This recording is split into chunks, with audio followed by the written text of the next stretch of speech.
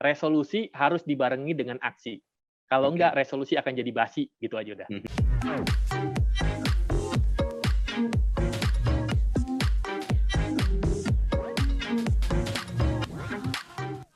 Halo Sobat Cuan, ketemu lagi bareng gua Daniel Wiguna dan saat ini kita ada dalam segmen interview begitu ya, interview khusus hari ini dengan tema yang sangat hangat dan pasti paling banyak dipikirkan sebenarnya ya oleh para Sobat Cuan kita di awal tahun gitu. Nah, ini mengingat udah tahun 2022, gue juga mewakili cuap-cuap cuan ini pengen mengucapkan selamat tahun baru 2022 ya. Semoga semakin cuan di tahun 2022 ini cuannya bisa lebih banyak begitu ya daripada dari tahun 2021. Nah, untuk mengawali tahun 2022 ini ya seperti biasa ini adalah tema yang memang sering kita ulang-ulang tapi menjadi satu tema yang paling penting untuk dipikirin oleh para sobat cuan, yaitu bagaimana mengatur resolusi keuangan supaya di tahun 2022 ini bisa lebih mapan gitu ya. Nah, untuk membahasnya kita sudah terhubung nih secara eksklusif langsung ya bersama dengan Bapak Muhammad Andoko, Independent Financial Planner and Founder dari OneShield. Halo Pak Andoko, kabar sehat Pak? Halo Daniel, sehat sekali Daniel, alhamdulillah. Sebelumnya saya juga mengucapkan selamat tahun baru untuk semua sobat cuan. Siap, ini berarti doanya sama ya, semoga semakin banyak cuan gitu ya Pak Andoko ya. Amin. Cuan dan sehat ya, paling nggak ya Daniel. Siap, iya. Cuan dan sehat karena kan kita mendengarkan ada penyebaran Omikron gitu ya kemarin yang udah sempat Betul. kebobolan begitu penyebaran lokal. Moga-moga ini tidak menghambat kinerja, tidak menghambat kondisi kesehatan sobat cuannya kayak di tahun 2021 gitu ya Pak Andoko ya.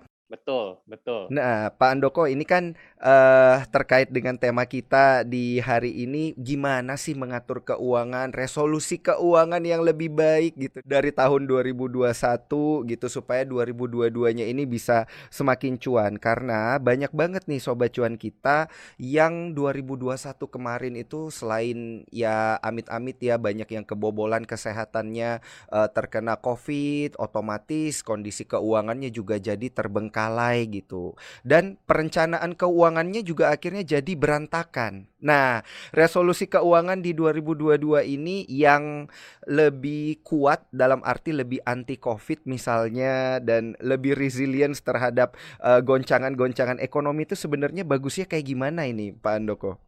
Baik, thank you Mhm. Daniel. Jadi sebelum kita mau ngomongin tentang apa yang mau kita lakukan, yang baik, apa yang benar resolusi keuangan, kita kayaknya perlu tahu dulu nih apa arti resolusi keuangan Daniel. Jangan sampai Nah, kita benar. bisa beda pandangan tentang apa arti resolusi keuangan ya.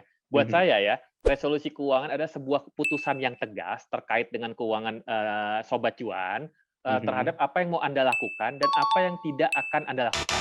Ya, Mhm. contohnya apa? Misalnya gini, apa yang mau Anda lakukan ya, keputusan tegas yang Anda lakukan misalnya contoh gini, saya ingin memiliki dana darurat saya 6 bulan dari pengeluaran saya, Mhm. atau saya ingin, bisa melakukan investasi 1 juta per bulan. Itu kan berarti Mhm. apa yang akan Anda lakukan, ya. Betul. Sementara apa yang tidak Anda lakukan adalah, saya ingin, mengurangi utang kartu kredit saya, misalnya ya, Mmm. atau saya ingin supaya saya tidak lagi, banyak melakukan, belanja online ya, apalagi kan Iya. di saat Covid ini kan orang belanja online kan meningkat ya jadinya. Nah, kurang lebih itu dulu tuh, dari kita Mhm. seragamin dulu Iya. apa arti resolusi keuangan, begitu Daniel. Mhm. Nah, berarti harus ada ketegasan itu ya terhadap tujuan tadi kan yang seperti dikatakan Pak Andoko. Nah, tapi kalau di tengah-tengah ketegasan ini misalnya udah ditetapin nih planningnya pengen gini gini gini, tiba-tiba ada hal yang tidak diinginkan gitu Pak Andoko misalnya kayak kemarin ada beberapa sobat cuan kita yang harus ya karena terkena Covid jadi kondisi keuangannya jadi terhambat gitu. Nah, ini seperti apa nih? Haruskah ada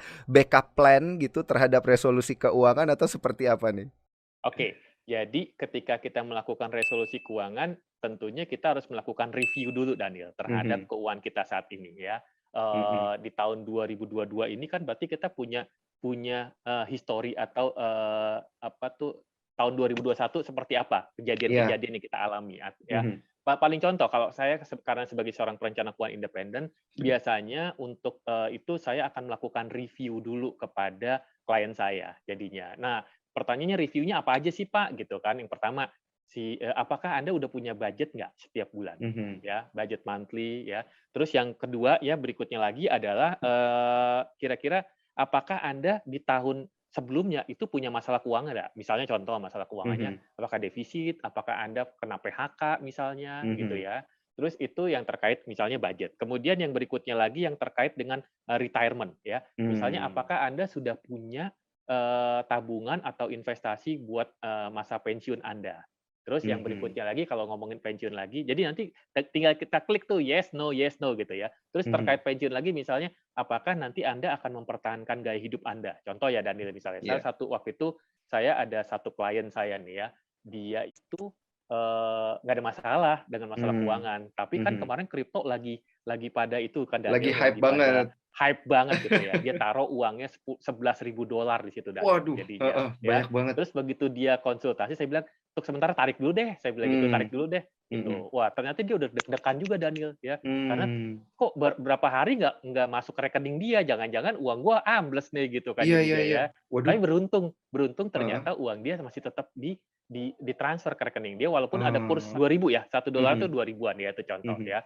Dan saat itu, saya mulai, minta, mengedukasi dia tuh jadi Daniel ya. Terus yang Mhm. berikutnya saya akan tanya lagi, misalnya kalau dia udah berkeluarga, Mhm. terkait pendidikan anak, apakah sudah nyiapin pendidikan anak belum? Ya kan saya tinggal Mmm. klik yang tadi yes, no. Terus udah Mhm. tahu nggak berapa kenaikan tiap tahunnya atas biaya pendidikan anak, gitu ya.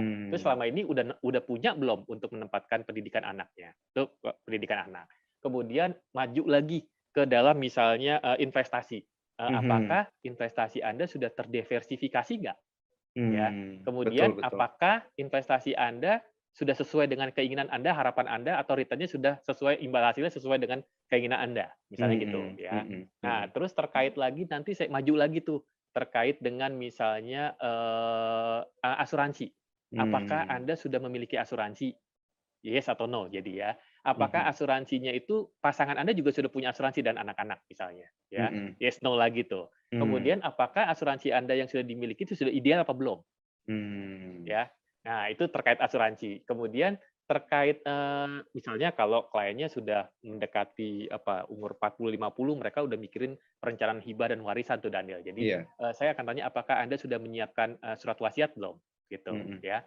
Kemudian apakah, Anda sudah mendesain perencanaan warisan dan hibah yang dengan cara meminimalisir teks atau meminimalisir biaya-biaya yang timbul ketika suatu hari terjadi itu.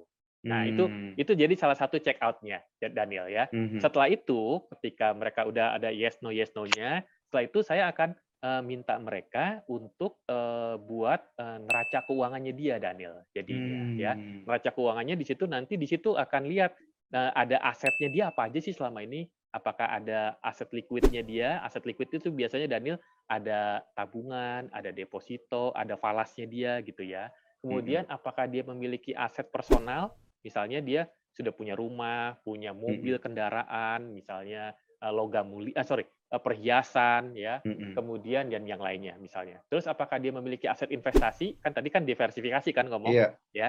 Nanti iya. saya lihat apakah dia sudah punya asetnya di mana aja, apakah ada yang naruhnya di reksadana, di saham, di obligasi misalnya, kemudian ada yang naruhnya di, DPLK, ada yang naruhnya di logam mulia misalnya, atau di deposito, sebagian ada yang orang deposito biasanya saya taruh di aset liquid, tapi ada sebagian orang yang dia pengennya naruhnya di aset investasi. Atau dia punya properti yang disewakan ya. Kemudian saya cek lagi ke utang-utangnya dia.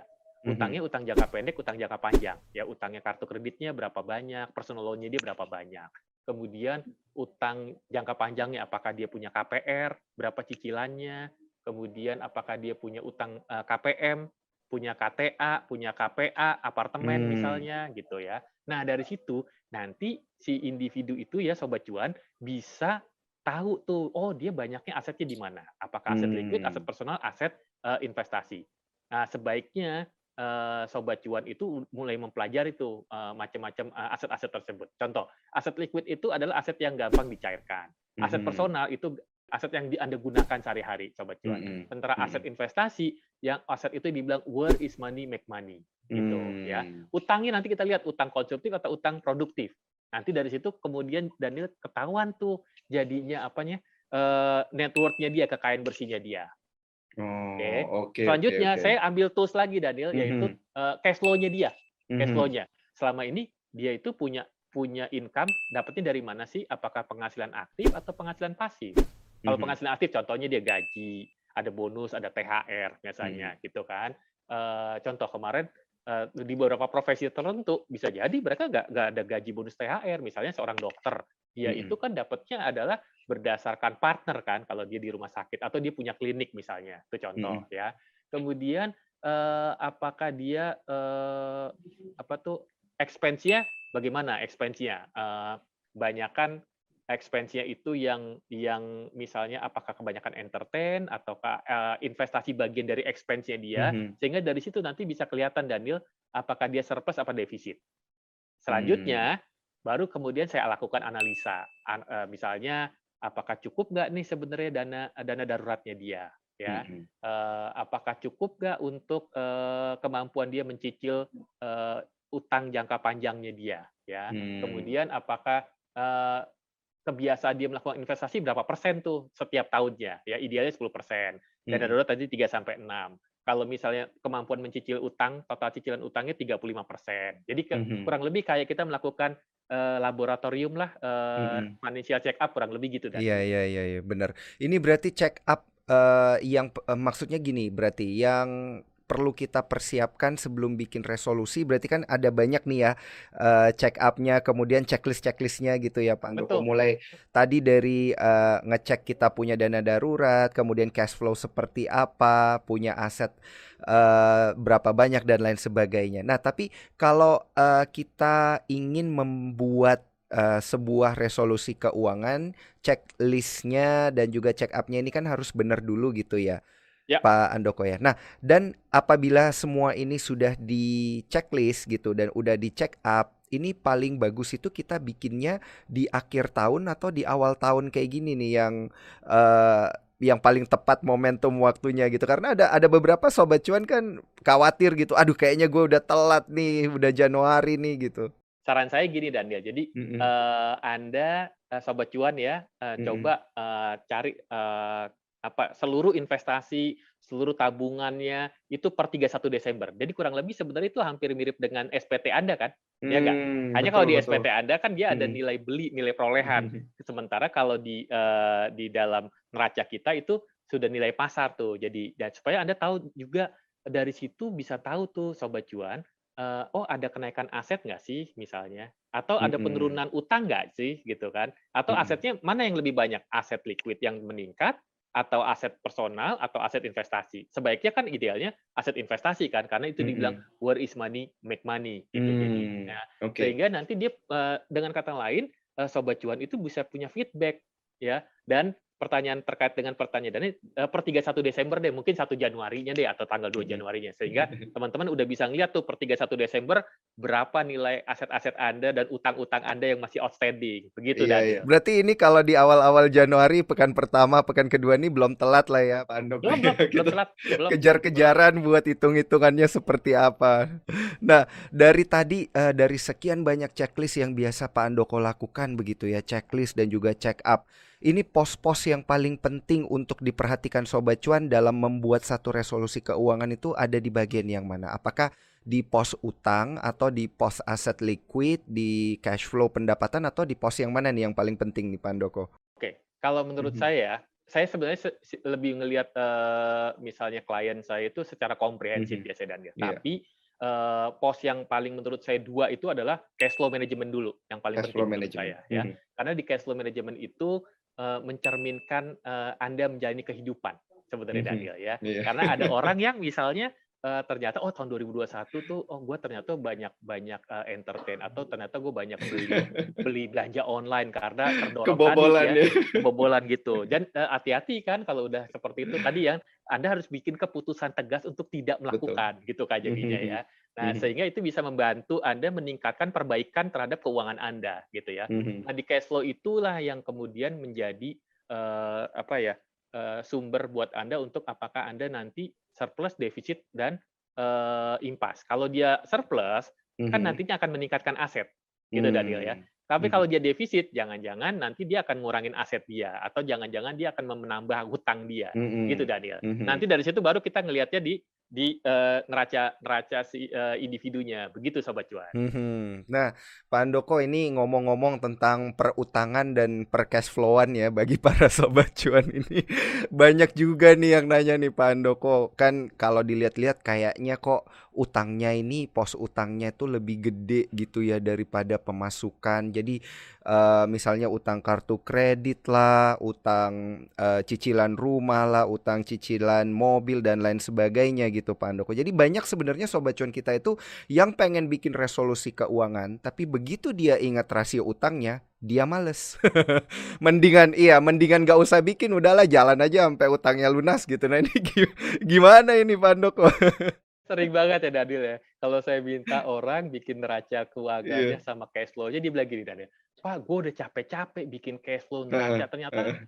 utang gue nggak turun-turun juga," gitu loh jadinya.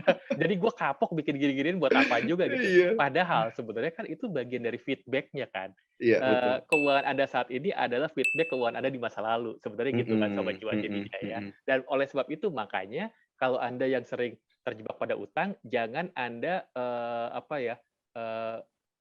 Mhm, pergi misalnya udah tahu nih kita banyak utang, tapi kita sering mhm, datang ke mall, misalnya gitu Daniel ya. mhm. Akhirnya kita tergoda tuh, ada beberapa diskon-diskon misalnya ya. Kemudian atau kita sering lihat tuh, belanja online ya, e-commerce Mhm, ya dengan, mhm. penawaran-penawarannya. Akhirnya kita tergoda. Jadi dengan kata Iya. lain, jangan sampai teman-teman udah tahu banyak utangnya, tapi masih aja tuh ngelihat, ngelihat hal-hal yang harusnya, bisa dikurangin, seperti itu. Kan tadi saya bilang ada lagi keputusan Iya, iya, iya. untuk tidak melakukan, gitu Iya, kan iya. jadinya. Berarti kalau kayak gitu berarti tidak ada ketegasan. Wajar kalau gagal resolusinya ya.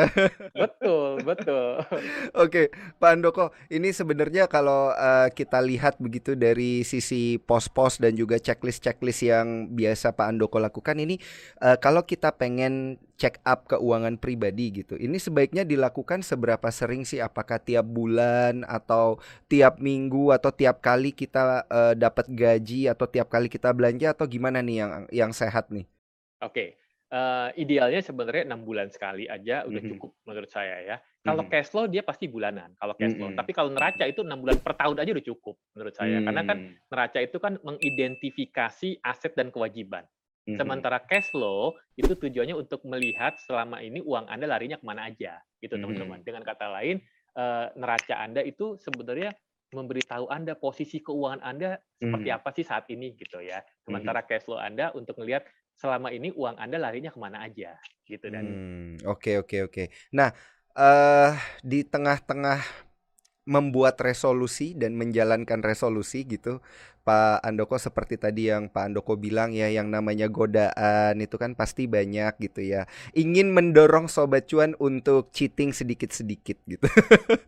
Ini apakah ada rasio khusus untuk sobat cuan boleh cheating gitu? Ya udah lu kalau mau cheating 5% boleh deh dari total pendapatan atau ya kembali lagi ke definisi Pak Andoko tadi, harus ada tindakan tegas atau gimana sih Pak Andoko? Sebenarnya Daniel ya, dari Mhm, seluruh penghasilan kita, itu lebih banyak, yang kita konsumsiin kok sebenarnya Daniel. Contoh ya, mhm, mhm, saya kasih contoh ya teman-teman, untuk investasi aja paling tidak Anda bisa mhm. 10-20% aja udah bagus, ya 10-20%. Mmm, mhm, Kemudian Anda untuk bisa melakukan utang, boleh iya, nggak? Boleh, tapi maksimal 35%. Ya enggak? mmm, Berarti kalau mhm, 20 tambah 35 aja udah 55 ya mhm. jadinya Daniel. Sisanya 45% itu Anda Heeh, konsumsiin loh, betul nggak? iya, iya, iya, Jadinya betul, bisa jadi hitungin tabungan loh aja, itu ya Pak iya Andoko bisa ya? tabungan. Heeh, Salah satunya tabungan tabungan tabungan sebenarnya udah ada di tabungan yang 10-20% tadi kan. oh iya, iya, iya, iya, Ya heeh, enggak? Itu heeh. aja yang 35 tadi, itu bisa jadi, di situ ada laptop Anda, di situ ada handphone Anda, Oh gitu kan iya, jadinya, ya nggak? iya, Ada iya, iya, iya, mobil iya, iya, Anda di situ, motor Anda, di situ ada iya, iya, lagi-lagi iya, konsumsi lagi kan sebenarnya ya. konsumsi Kita cuma lagi hanya bener, diminta mhm, menyisihkan paling nggak 10-20% untuk, itu sebenarnya juga untuk apa, untuk Anda investasi dan mhm, suatu hari Anda konsumsi yang nilainya jauh contohnya untuk apa, pensiun, contohnya mhm. untuk misalnya pendidikan anak Anda, gitu kan jadinya. Mhm. Iya, iya, iya, iya, iya, bener, bener, bener. Jadi Tapi ini ujung-ujungnya Daniel, kita lebih banyak keluarin konsumsi dibandingkan, saving atau nabung ya loh, ya nggak? iya, baru saya mau bilang itu tuh Pak Andoko. Pak Andoko, jadi gini nih, kalau kita lihat dari check up dan checklist gitu ya, kan dari 100% pendapatan itu kan sebenarnya untuk kita pribadi ya. Tapi kan tadi dari penjelasan Pak Andoko ada yang namanya checklist tentang apakah kita sudah berkeluarga apa belum gitu ya. Ya, Apakah kita sudah punya anak apa belum. Nah, ini untuk pengetahuan Sobat Cuan aja nih. Kalau dia masih single atau udah bersuami atau beristri dan atau dia sudah punya anak. Ini apakah selalu kondisi yang ketiga atau sudah berkeluarga dan punya anak ini menjadi satu faktor pemberat berjalannya resolusi keuangan dengan baik gitu. oke. Jadi lebih susah Tergantung. gara-gara pengeluaran lebih banyak gitu Pak Andoko Ya, maksudnya. tergantung Daniel. Kadang-kadang kan kalau ada suami istri yang dia berkeluarga, istrinya juga kerja, sebenarnya kan mereka saling menunjang kan, Mm-mm. saling support ya. Mhm. Nah, kecuali misalnya si suaminya menanggung semuanya. Jadi istrinya Mm-mm. di rumah, kemudian dia yang tadinya gaji dia itu untuk sendiri, sekarang Iya. gaji dia untuk sama pasangan kan, atau bahkan dia Mm-mm. punya anak gitu ya. Mm-mm. Nah, disinilah pentingnya buat sobat cuan juga bukan cuma dulu kita ngelola uang loh, tapi juga Mhm. sobat cuan coba untuk bagaimana meningkatkan penghasilan kita gitu ya. Mhm. Nah, sebenarnya karena kenapa? Karena kebanyakan orang-orang yang punya masalah keuangan, Daniel, mereka Mhm. itu bukan mencoba untuk menyelesaikan solusinya, tapi menghindari gitu ya. Hmm, Sehingga akhirnya betul. apa yang terjadi? Menghindari, dia akhirnya nggak naik kelas gitu kan, jadi Daniel ya. Mhm. Mhm. Dengan dia punya masalah keuangan, kemudian dia hadapi sama dia, sobat cuan, sehingga dia bisa mampu menyelesaikan masalah finansial dia dan akhirnya dia akan naik kelas gitu kan jadinya. Hmm. Dan kalau suatu hari dia kena Mhm. masalah yang sama, dia udah tahu cara bagaimana menyelesaikannya. Jadi ibaratnya gini Mhm. nih, misalnya sobat cuan. Misalnya Anda kuliah atau Anda sekolah, Mhm. Anda nggak suka salah satu pelajaran matematika. Katakan kalau dalam konteks keuangan Anda nggak suka ngutang gitu misalnya, atau Mhm. ada masalah masalah bunga utang gitu ya, kartu Iya. kredit dan yang lainnya ya. Gara-gara Anda nggak suka matematika, misalnya Anda malas ngerjain soal-soalnya kan, dikasih Iya. tugas ya, sehingga akhirnya apa? Anda kemudian nggak bisa ngerjain ujian. Akhirnya kan Anda nggak naik Hmm. kelas. Gara-gara satu mata kuliah itu atau satu mata pelajaran Anda jadi nggak naik kelas. Sama Mhm. dalam kehidupan kita, Betul. masalah keuangan Anda sebenarnya itu cara kita untuk bisa naik kelas. Jadi Hmm. dengan masalah yang sama Anda harus mencari solusinya. Terserah Anda solusinya seperti apa ya. Terkait Mhm. utang misalnya, solusinya Mhm. kan ya apakah Anda harus mengurangi gaya hidup Anda, mengurangi keinginan Anda. Kalaupun udah yang terjadi misalnya udah ada utangnya, apakah misalnya Anda punya aset yang nggak Mhm. produktif, jual asetnya untuk nutup utangnya, gitu kan? Iya, Itu juga bisa betul. jadi salah satu Mhm. contoh. Atau misalnya Anda punya utang, Anda bisa datang lagi ke banknya atau si leasingnya untuk diperpanjang sehingga pokoknya jadi lebih kecil dari total income Anda. Jadi ada berbagai Mhm. macam gitu, Daniel. Betul. Ini top banget nih yang perlu digarisbawahi banget nih oleh Sobat Cuan. Jadi jangan dihindari, harus dihadapi supaya bisa naik kelas gitu ya. Karena kan semua orang pasti ingin taraf hidupnya gitu semakin baik gitu ya, Pak Andoko. Betul, Pasti betul. Ya, utamanya untuk Sobat Cuan nih. Nah, Pak Andoko, berarti kalau secara prakteknya dari klien-klien yang Pak Andoko lihat selama ini, lebih mudah yang mana sih untuk kemudian mendapatkan resolusi keuangan atau dia itu bisa menjalankan resolusi keuangannya dengan baik? Yang single atau yang udah berkeluarga punya anak nih? kalau dari saya itu kebanyakan ya saya berkeluarga yang Mhm. saya Mhm. handle ya. Ada Iya. beberapa lah sendiri ya. Maksudnya tuh kayak lebih potensi gagalnya lebih gede yang mana nih? Apakah yang single gitu Saya justru ngelihatnya atau gini, yang Daniel. Saya berkeluarga? nggak ngelihat apakah dia single, apakah keluarga.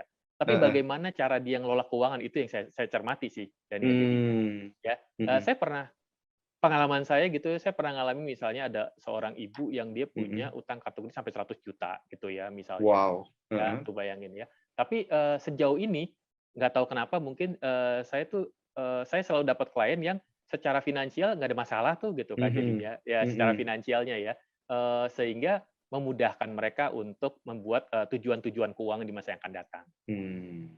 Jadi Oke. bukan masalah Anda individu berkeluarga apa enggak, Mhm. tapi bagaimana Anda mengelola keuangan Anda itu sih sebenarnya lebih penting menurut saya. Iya iya iya. Jadi ini nih yang harus diingat juga Mas Sobat Cuan, jangan nyalahin karena udah punya istri, udah punya anak atau udah punya suami gitu ya. Makanya resolusi keuangannya jadi lebih sering gagal gitu ya. Ini adalah seni mengatur keuangan sendiri gitu ya. Ini yang dikatakan oleh Pak Andoko barusan.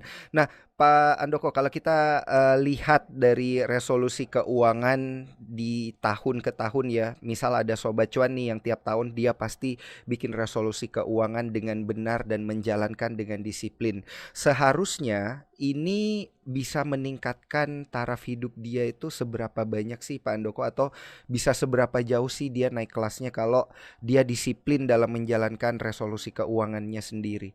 Oke, paling tidak dia bisa mencapai tujuan-tujuan yang dia inginkan, Daniel, Hmm. dengan melakukan resolusi keuangan. Minimal minimal, Daniel, ya. Mm-mm. Mm-mm. Paling tidak kita bisa mandiri secara finansial dulu deh, gitu kan. Oke. Ya, mandiri secara finansial. Mungkin buat Sobat Cuan yang punya problem finansial, kita coba mulai sekarang untuk mandiri finansial. Mandiri finansial itu maksudnya apa? Misalnya, Mhm. Anda udah mampu bisa bikin surplus, itu yang pertama. Mhm. Atau Mhm. Anda udah mampu menyisihkan 10% dari income Anda untuk investasi Anda. Dan Anda bikin auto debit misalnya. Itu kan Mhm. bagian dari resolusi keuangan ya. Kemudian, Mhm. atau misalnya Anda ingin memberikan resolusi keuangan karena pernah misalnya dirawat, kemudian pada saat itu mengandalkan sebuah asuransi BPJS misalnya, Mhm. tapi pada saat itu kemudian ternyata banyak pada saat COVID kan banyak sekali yang ditolakin kan jadinya. Iya. Atau mungkin resolusi Anda, saya pengen memiliki asuransi yang lebih lebih bagus lagi deh, misalnya asuransi kesehatan ya Mhm. misalnya gitu ya. Atau misalnya di sebuah perusahaan diberikan asuransi kesehatan, maka misalnya Anda bisa gunakan uangnya buat yang lain. Misalnya untuk, Mhm. saya mau resolusi setiap tahun saya mau nambah dong 10 juta tiap tahun untuk Mhm. investasi. Kalau kemarin kan mungkin 1 juta per bulan auto debit, tapi Iya. tahun depan kalau ada bonus misalnya saya tambah. Jadi itu resolusi-resolusi itu sebenarnya nantinya ujung-ujungnya akan berkaitan dengan tujuan keuangannya Sobat Cuan semua, gitu. Jadi minimal, bisa tercapai resolusinya kalau disiplin, dan mungkin semoga dengan disiplinnya menjalankan resolusi keuangan ada multiplier effect gitu ya Pak Andoko ya? Pasti pasti Daniel. Pas pasti ada ya. Nah, Pak Andoko, kalau, misal nih ya di tahun 2022 ini dan menjelang akhir tahun 2022 ada beberapa target resolusi keuangan kita yang belum tercapai gitu. Nah, ini kita harus gimana? Apakah kita ya udah deh nanti rapel aja di tahun depan atau seperti apa sih ini kita sebaiknya menyikapi? Oke, yang pertama lihat tujuannya waktu itu. Waktu Mhm. bikin tujuan keuangannya nggak capai karena apa? Mhm. Tujuan keuangan itu kan sebenarnya nggak ada tujuan keuangan yang nggak masuk akal, Mhm. yang ada adalah tenggat waktu yang nggak masuk akal, gitu kan Oke. jadinya. Contoh misalnya Oke, oke, oke. saya pengen punya investasi 500 juta, sementara penghasilan Anda misalnya 20 juta, tapi expense Anda ada berapa misalnya gitu ya jadinya. Nah, Oke. itu saya bilang tenggat waktunya. Mungkin Anda harus buat tuh tujuan sama tenggat waktunya yang dilihat kembali gitu ya. Mhm. Yang kedua, dengan Anda melakukan financial check up, Anda sebenarnya udah tahu loh teman-teman sahabat cuan Mhm. ya, sobat cuan ya jadinya, Mhm. oh sebenarnya ada peningkatan nggak sih terhadap aset saya? Ada nggak sih kewajiban saya menurun misalnya? Ada nggak sih Mhm. investasi saya yang makin meningkat gitu jadinya ya? Mhm. Ada nggak sih other atau passive income saya yang makin bagus gitu jadinya kan? Nah Mhm. itu biasanya gini Dani, saya mendorong klien saya bukan cuma dia punya active income, tapi juga passive Mhm. income. Passive income kan Mmm. buat sobat cuan misalnya kalau Anda yang karyawan misalnya Sabtu Minggu kan Anda kosong, itu mungkin bisa Anda gunakan untuk hal-hal yang lain gitu ya. Atau misalnya nulis buku, kan dapat royalti Daniel gitu kan Iya. jadinya ya. Atau kayak Daniel kan rajin Amin. rajin ngomongin saham gitu kan, tahu saham-saham yang bagus kan bisa dapat dividen misalnya gitu jadinya ya. Betul, Nah betul, itu, betul. jadi saya juga membantu klien saya untuk melihat apakah ada other income atau passive income dia nanti yang bisa suatu hari passive income-nya bisa menghasilkan yang bisa mendekati gaya hidupnya dia. Begitu Mhm. Sobat Cuan. Baik, Pak Andoko, ini, kita masih punya beberapa menit terakhir nih untuk saya tanyakan pertanyaan-pertanyaan yang paling membuat hati Sobat Cuan ini gundah gulana. Ya, silakan. Karena sering gagal kan Pak Andoko kan. Nah, dan Ya, biasa kegagalannya ini karena, kurang realistis kata mereka gitu, resolusi keuangannya. Nah, sedikit masukan-masukan nih, kita butuh sedikit masukan dari Pak Andoko ini terkait dengan yang realistis itu sebenarnya harus berapa persen sih? Misalnya kita kan mendambakan kenaikan pendapatan, mendambakan kenaikan investasi dan lain sebagainya. Nah, realistisnya kenaikan-kenaikan itu harus berapa persen? Kalau tadi utang 35% maksimal, nah yang masalah pendapatan dan lain sebagainya ini berapa persen gitu Pak Andoko? Oke, jadi kalau Anda bisa menyisihkan 10-20% Mhm. aja dari income aja itu udah bagus menurut saya. Hmm. Itu minimal ya menurut saya. Mhm, Lebih tinggi mhm, lebih bagus ya. Kalau Anda bisa membayar kemampuan cicilan utangnya 35% aja itu udah mhm, bagus. Di mhm. bawah itu lebih bagus lagi gitu kan. Berarti Mmm, karena gini, semakin Anda banyak bayar banyak utang kan Anda bayar bunga kan. Bunga mhm, itu pada akhirnya akan menggerus income Anda kan gitu iya, jadinya ya.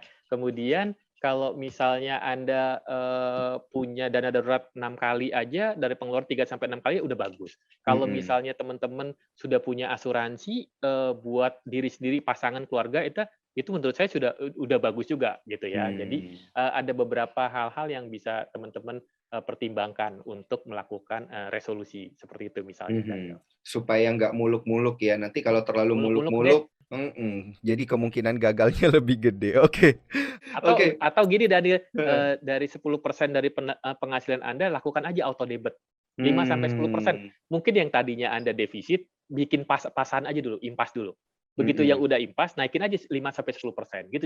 Jadi gradual, karena kadang-kadang mhm. kalau dia langsung, nanti dia ternyata tadi jadi nggak realistis gitu, Daniel. Iya, iya, oh gitu ya. Jadi sifatnya gradual supaya nggak kaget juga gitu ya Pak Betul, Andoko ya. mhm. Oke, Pak Jangan Andoko sampai satu jadi kayak mhm. yoyo jadinya, Daniel, Naik ya turun nggak? naik turun. Pak Andoko satu pertanyaan terakhir nih untuk Pak Andoko terkait dengan tips dan strategi dan pesan-pesan untuk para sobat cuan nih supaya di 2022 ini resolusi keuangannya mampu membuat sobat cuan ini makin mapan. Oke, jadi saya tips yang pertama adalah gini, coba sobat cuan bikin tujuan, ya. Mhm, Tujuan, nah tujuan itu bisa ada beberapa tipsnya. Yang pertama, Anda gunakan kata-kata SMART, mmm, spesifik, measurable, mhm, ya spesifik. Misalnya contoh, saya mau mulai mulai tahun ini saya mau mhm, nabung 1 juta per bulan, auto debit misalnya gitu. mhm, Saya akan mengurangi, kartu kredit saya misalnya, itu contoh ya. mhm, Jadi mhm, spesifik ya, mhm. intinya. Kemudian yang berikutnya, kan bisa diukur kan measurable. Jadi Iya, misalnya berapa berapa berapa persen dari income Anda ya. Kan bisa mhm, dicapai kan paling tidak dengan harus bisa dicapai. Kemudian harus realistik tadi. Tadi kan dari mhm. bilang banyak yang nggak realistik kan jadinya Iya. ya. Kemudian ada jangka waktunya, jangan lupa Mhm, ya. heeh, Kemudian saya juga kasih tujuan lagi mmm, dengan yang namanya 3P plus 1 RT. Nah gitu. mmm, Jadi saya kasih 3P 3P plus 1 RT, ya. oke. Jadi caranya gini, 3 P. Yang pertama adalah personal. Jadi Mhm, saya gunakan kata-kata saya jadinya. mhm, Yang kedua positif, mhm, ya. Jadi dibandingkan Anda bilang gini, "Saya tidak ingin utang lagi." mmm, Nah, karena pikiran bawah sadar Anda nggak mengenal kata-kata tidak atau jangan. Contohnya gini, mhm, Sobat Cuan, kalau saya bilang, "Sobat Cuan, jangan pernah mikirin gajah."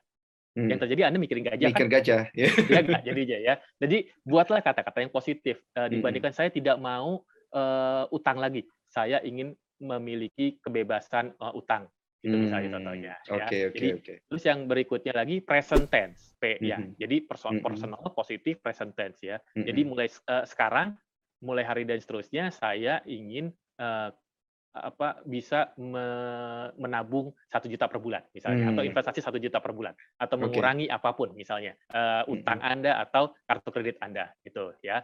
R-nya realistik tadi sama, seperti mhm, yang tadi ya. iya, T-nya adalah time bond-nya mmm, jadinya. Tadi time saya bound, bilang bahwa mhm, teman-teman, nggak ada tujuan yang tidak masuk akal, yang ada adalah tenggat waktu yang tidak masuk akal, gitu ya. Itu yang pertama. Yang oke, kedua, tulis, teman-teman tolong ditulis tujuannya, jangan di awang-awang, ditulis. mhm, Karena ternyata orang-orang yang menulis itu, bisa mewujudkan tujuannya mereka, ya. Kemudian kalau udah ditulis, Anda taruh di tempat yang bisa terlihat. Misalnya iya, di meja kerja Anda, misalnya di dompet Anda, misalnya di laptop mhm, Anda, di handphone Anda, ya. mhm, Sehingga apa? Sehingga Anda diingetin terus tuh teman-teman, mhm, jadinya ya, sama sama tujuan Anda. Biasanya orang yang punya tujuan itu jauh lebih mudah untuk, fokus dan konsentrasi, gitu jadinya mhm, ya. Kemudian yang berikutnya,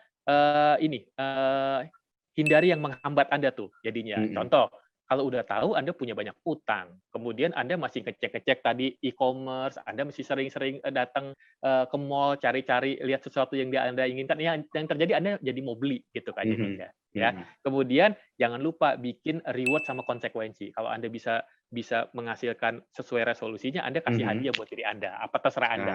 Tapi ada Oke, konsekuensinya oke, oke. juga kalau Anda tidak Kalau mencapai melanggar itu, ya. gitu. Dan terakhir dari saya, resolusi harus dibarengi dengan aksi. Kalau enggak, Oke. resolusi akan jadi basi, gitu aja udah. Mhm. Mantap banget Pak Andoko. Resolusi harus dipenuhi aksi, kalau enggak nanti basi ya Sobat Cuan. Ini thank you banget Pak Andoko nih atas masukannya, tipsnya. Nggak berasa kita udah ngobrol nih setengah Oh jam iya ya. ya, lumayan ya, Banyak banget nih tips-tips yang perlu diperhatikan oleh Sobat Cuan. Sekali lagi kita ucapkan terima kasih buat Muhammad Andoko, Independent Financial Planner dan juga founder dari One Shield. Salam sehat dan sukses selalu ya buat Pak Andoko. Nanti kita ngobrol-ngobrol lagi Pak Andoko. next time. Oke, thank you Daniel, thank you CNBC Cuap-Cuan atas undangannya. Sampai ketemu di video berikutnya, ya. Baik, terima kasih Pak Andoko. Baik. Dan demikian dialog kami bersama dengan Bapak Muhammad Andoko. Jangan lupa dengarkan konten-konten menarik kita, Cuap-Cuap Cuan di Apple Podcast, Google Podcast, Spotify, dan juga Anchor. Via YouTube juga bisa di Cuap-Cuap Cuan, di like, di share, dan juga jangan lupa kasih komen-komen menarik ya untuk kasih masukan buat kita. Dan juga yang terakhir, jangan lupa follow Instagram kita di cuap_cuan. Gue Daniel Wiguna pamit undur diri. Sampai jumpa.